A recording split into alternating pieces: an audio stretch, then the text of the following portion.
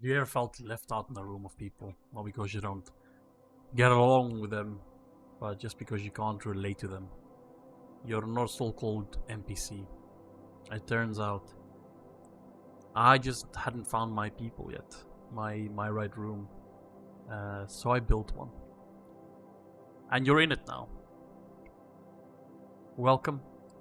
I don't even know what this is yet. A channel, a journal, a confession booth. Honestly, it just end up being all three, and more. What I do know is why I'm here. I'm here because I got tired. I'm tired of looking around for me, for people who think the way I think. Tired of shrinking what I feel so it fits into the conversations that weren't built to hold it. Tired of being the most emotionally aware person in the room. Or at least, that's how I feel.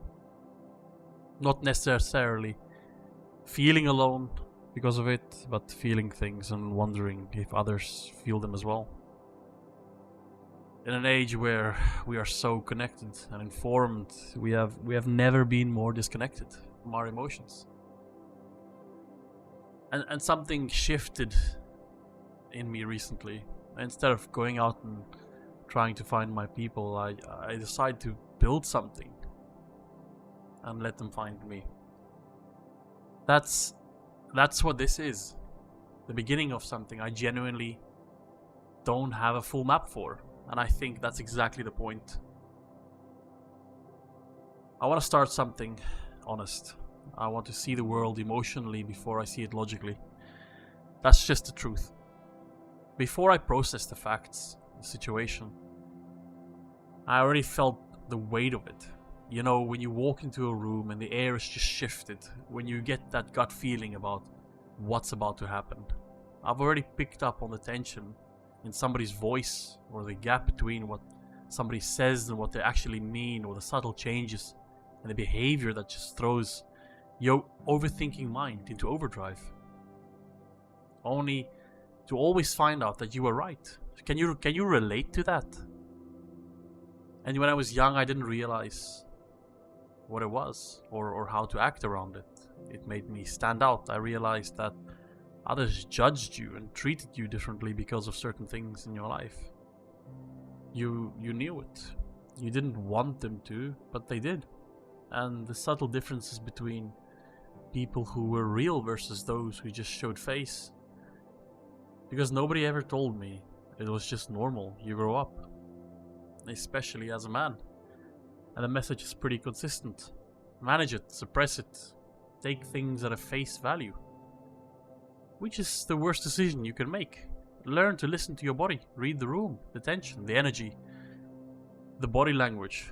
Watch where people's eyes go. Your body picks up on all of this subconsciously. But here's what I started realizing. Emotion is the main road. Every decision I've ever made, good or bad, had emotion underneath it. Whether I acknowledged that or buried it, it was still the engine.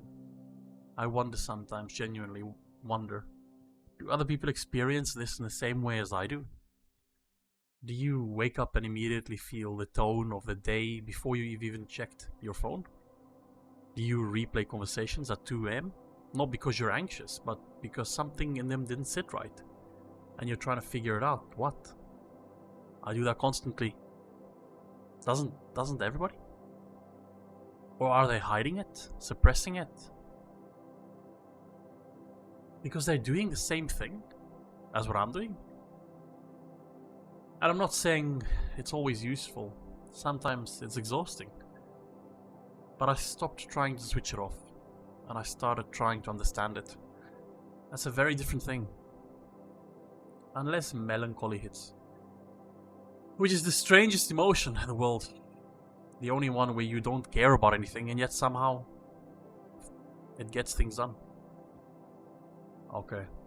When people ask, how do you deal with your emotions? I refuse to give you the generic answer. I'm not gonna tell you to journal, meditate, or breathe deeply. Maybe those work for you, good, whatever. Here's what actually happens for me.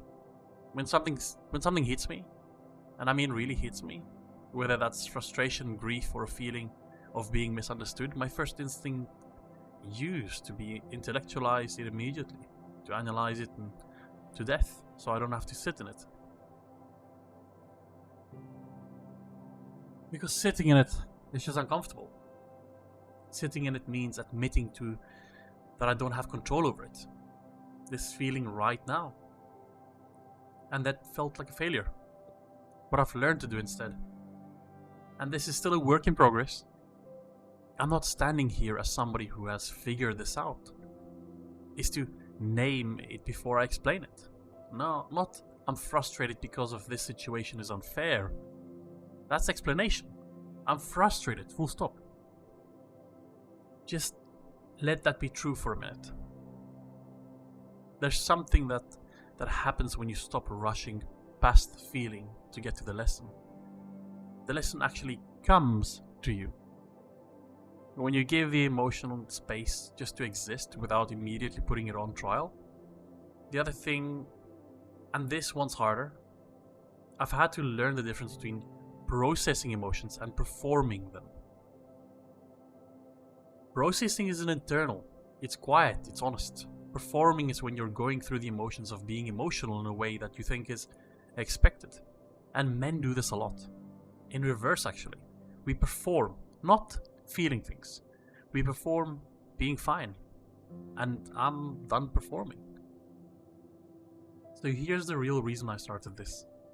I spent a lot of my life adapting to environments, changing rooms and trying to fit them, finding spaces and adjusting myself to feel included.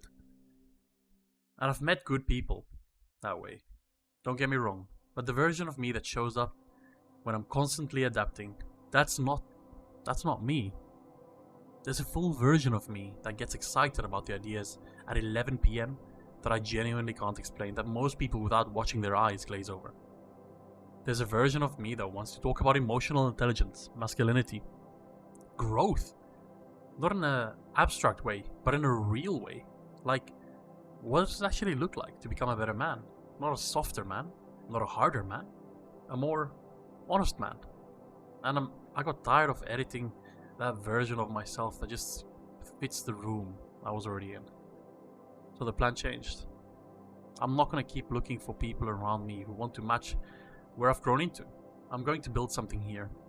Consistently, honest, and imperfectly. And attract those people to me. That's a completely different energy. And it changes how you create it. It changes what you're willing to say, because you're not trying to please everyone in the room. You're building a room for a specific person. And that specific person, I think, they're a lot like me. They feel things deeply. They've questioned themselves for it.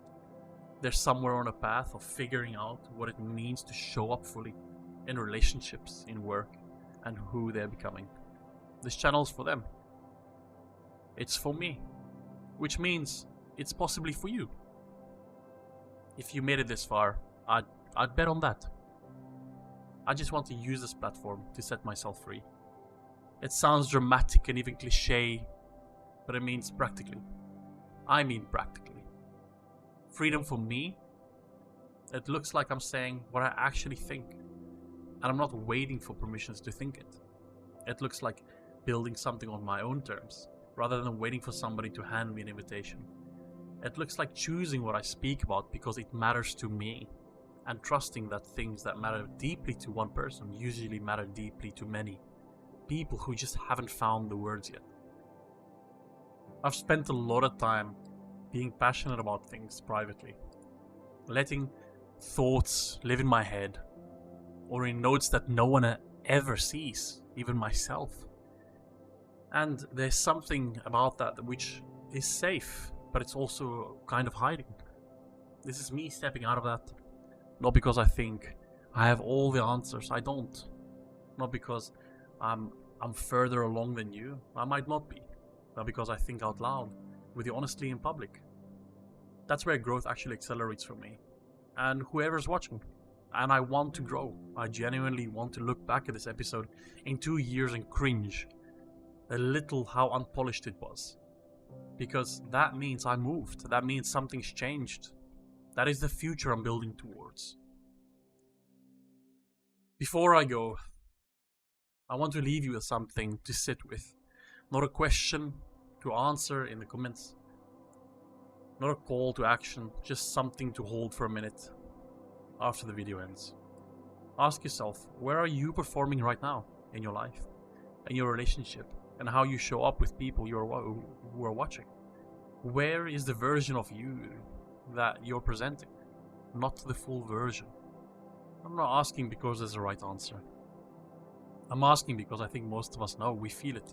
We've always felt it, and maybe that feeling, that gap between you and who you're letting people see, that's not a problem to solve. That might just be the next door. I'll be here making videos like this, honest ones, uncomfortable ones where I don't always wrap it up neatly. If that's something that you want to be part of, stick around. If this spoke to you, something in you, even a small thing, let me know below. I genuinely read everything in the early days.